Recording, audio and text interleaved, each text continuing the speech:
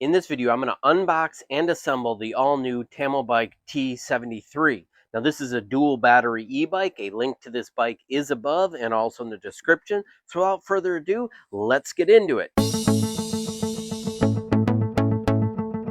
As you can see, the bike is packaged pretty well in the foam here.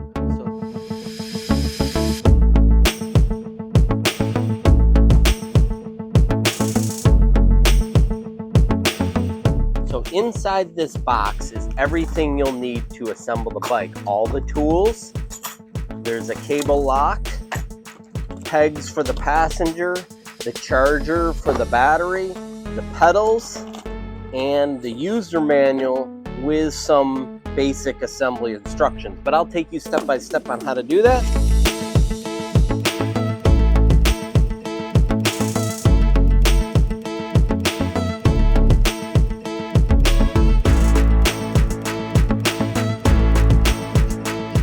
So right here are the keys for the battery. So one of the keys is for the upper battery. I'm going to go ahead and unlock that. And then it should just pull forward like that. Remove that. And then the lower battery, go ahead, pull that forward and remove it, and we'll get these charging. Zip tied to the back wheel is the air pump so you can inflate the tires. And here is the kickstand. I'm going to go ahead with the rest of the disassembly. Now this is a dual motor option, so the front hub has a motor, but there's also two other versions. There's a 1000-watt version and a 1500-watt version. So depending on your price point needs, they make this in a variety of levels of trim. Inside your toolkit, grab these hex keys. Now we're going to install the handlebars in this segment. Loosen this with the 5mm hex. Turn this around like that. Hold it centered. Then tighten this down. Then tighten the two bolts on each side. Next, we're going to remove the front cap.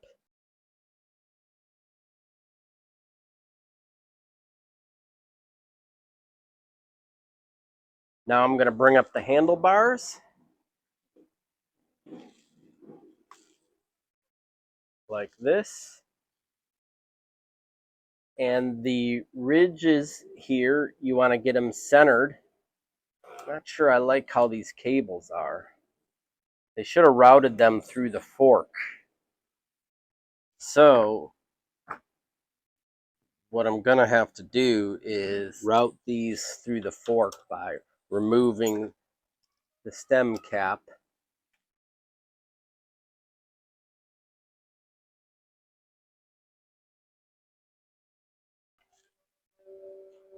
Remove the stem cap, remove these spacers, lift up the crown, route the cables through the fork, and then reinstall everything back. Your two spacers, back on the stem.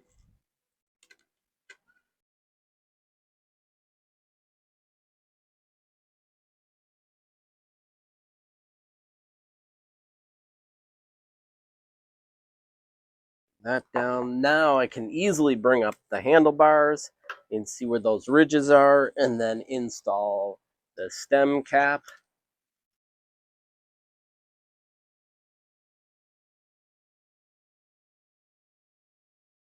Get this centered, and the handlebars about where you want it.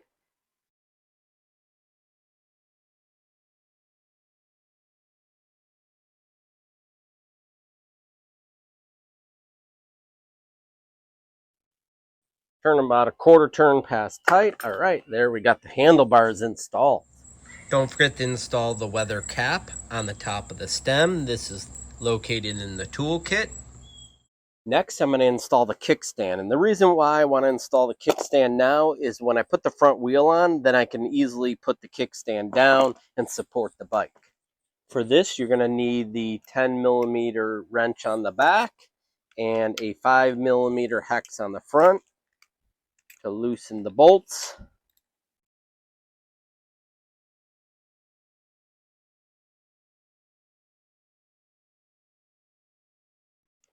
I'll thread these on just a little bit. It's an interesting situation. You got to thread the nut on before you tighten the bolt down. So thread the nut on the back. Then you want to hold the nut on the back with the 10mm wrench.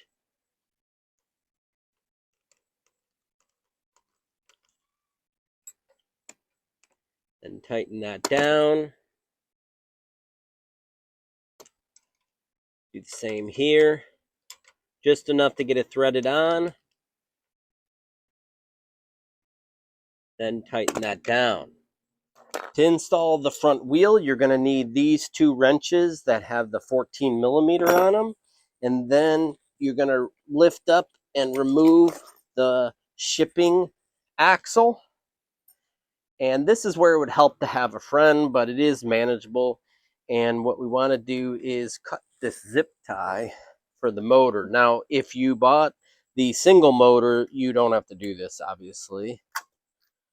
Unwind this. And then what you want to do is make sure that your brake rotor is on the same side as the brake caliper. And then you'll want to remove the nut on each end.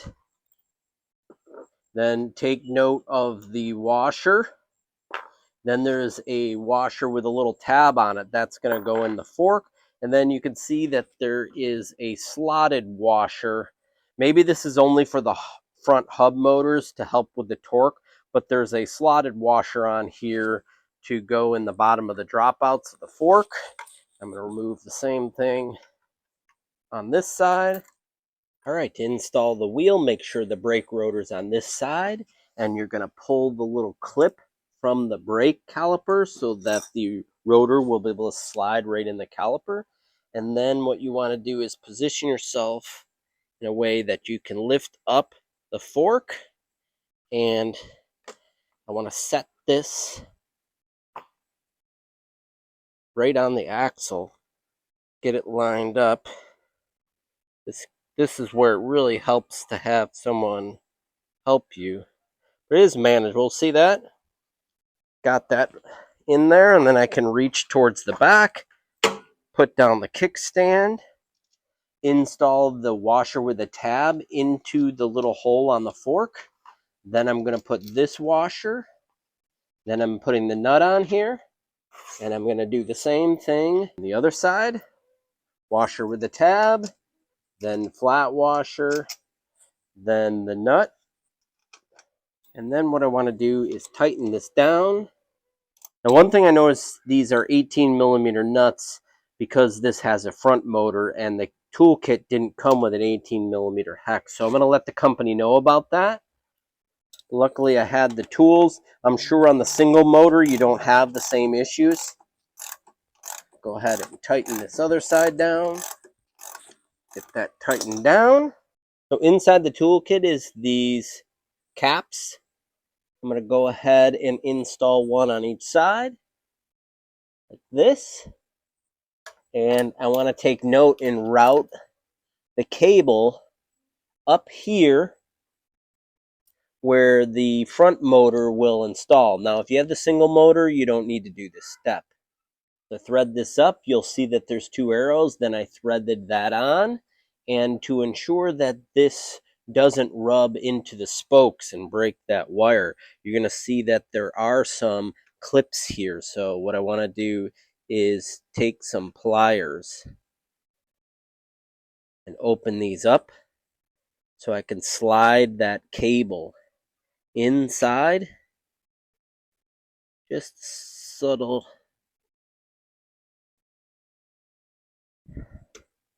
Get that situated in there.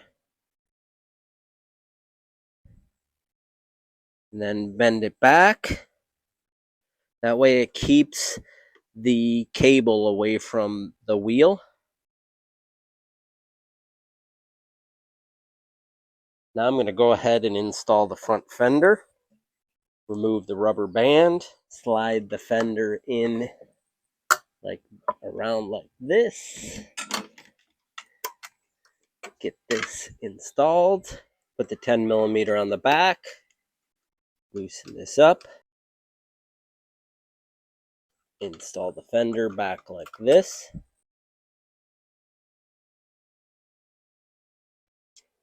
Now here on the sides, I'm going to use the 3mm hex.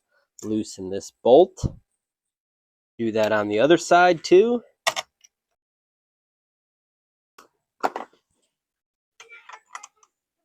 Install the bolt again.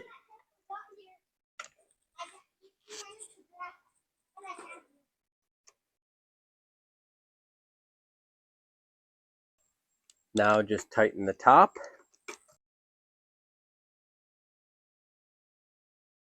To install the headlight, you're going to want to make sure that the cable is towards the lower portion of the headlight. You're going to use the 5mm hex to remove the bolts. And you'll need the 10mm wrench on the back. Hold the nuts when you tighten everything down. I'm going to go ahead. So I'm going to install that like this. What you want to do is this plastic actually has a direction. So it slides in here like this. Then you bring this up. Put the bolt on. Through here, lift it up. Get the nut started on the back.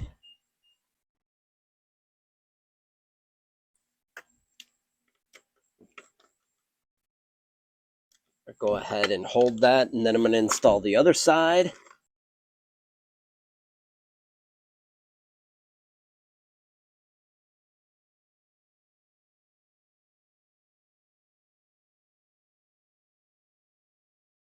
You can position the headlight as high as you want, all the way up here, or as low. I'm going to keep it mid.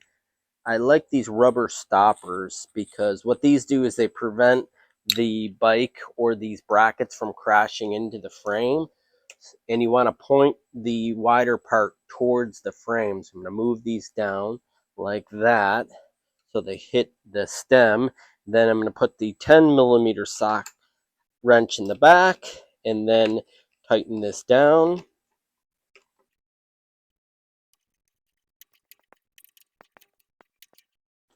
Make sure that you connect the headlight. You're going to look for the arrows on the connectors and then just push them together. Next, we're going to install the pedals. You're going to look on the end of the pedals. You'll see that there's a left and a right, and then it tells you on the pedal which way to turn them. So this one is counterclockwise, and then you're going to use the 15mm wrench.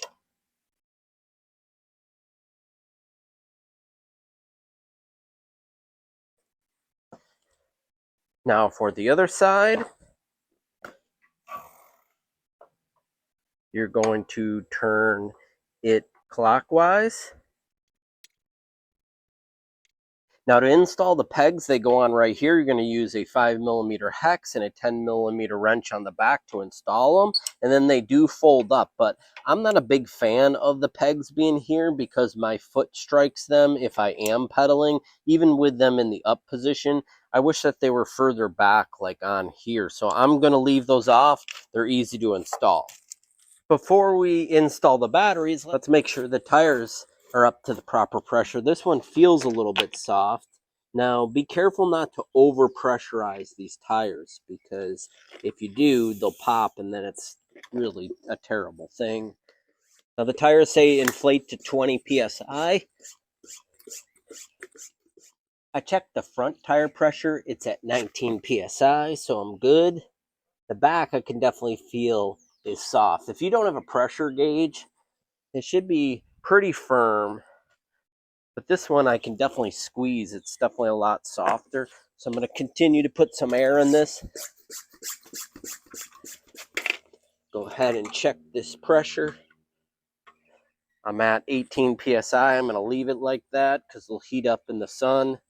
and when they get warm from riding. While we're waiting for the batteries charge, I'm going to get this screen angled to the proper orientation and then tighten down the bolts underneath so it doesn't slide around. We'll remove the protectant screen and the protectant cover down here on the rear brake. To install the battery, take note that the keys have numbers on them. This one's 379. It goes along with the battery 370. I recommend leaving one of the keys at home. That way, if you lose the keys, your battery won't be locked on the bike. So to install this battery, what you want to do is slide it onto the mount and then slide back and make sure that you hear it click. Then you can make sure that it's locked. So it's spring loaded, it is in the locked position. So for the top battery, you're gonna need the key to make sure that it's locked in place. If you don't lock it in place, it will pop off while you're riding and then skid across the ground. Trust me, I know, I've made that mistake. So I have both of the batteries installed. Let's get this bike turned on. So to power the bike up, what we wanna do is turn on both of the batteries.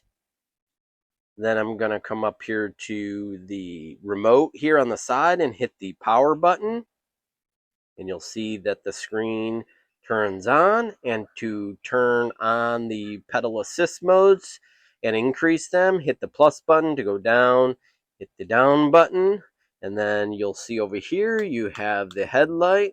You have directionals. They are only in the rear. And you also have a horn. You have a 7-speed shifter for pedaling. This is the half twist throttle. It says it gets to 37 miles per hour. We'll go out and test that. And then this red button here is to engage the front motor.